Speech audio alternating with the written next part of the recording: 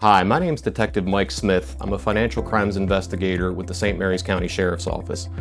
I'm here today to talk to you about some of the current trends that we're seeing with respect to financial crimes in the county, as well as some simple tips that can help you safeguard your identity and your money.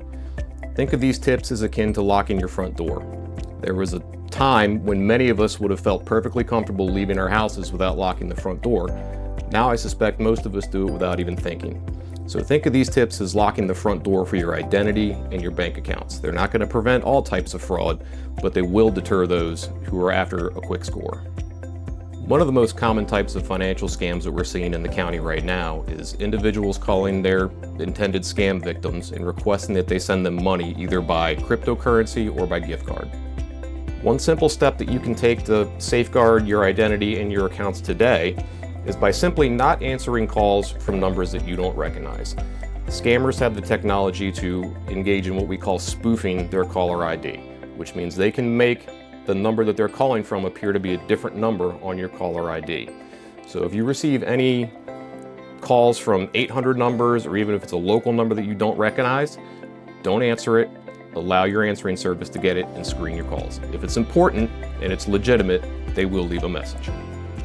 No law enforcement agency will ever call anybody and demand that they send them money. It's important for victims to report financial scams even if they didn't actually lose money, because scammers don't just go after one person at a time. Many of these scams originate from large call centers where they can dial hundreds of numbers in an hour. If they aren't successful with one intended target, they will go after another. So it's important that law enforcement be able to identify these scammers and attempt to stop them before they're successfully able to get money from anybody. If you have found yourself a victim of a financial scam, you should report it to your local law enforcement as well as to the 3 credit reporting bureaus, Equifax, Experian, and TransUnion. If you have been victimized, it's important for you to pull your credit report so that you can see if any unauthorized transactions have been made in your name. The websites for the 3 credit reporting bureaus have information on how to obtain your credit report. By law, Maryland residents are entitled to 1 free credit report from each of the main credit reporting bureaus every year. So it's a good habit to get into pulling your credit once a year just to make sure there's no inaccuracies on your credit report. If you've already answered a call and you're not sure of its legitimacy while you're already engaged in conversation, hang up immediately. Do not engage further with that conversation. If I could put out one simple message to the residents of St. Mary's County about how to protect yourself from becoming a victim, it's not to allow your tendency to be polite to override your common sense and your intuition. Scammers are professional manipulators.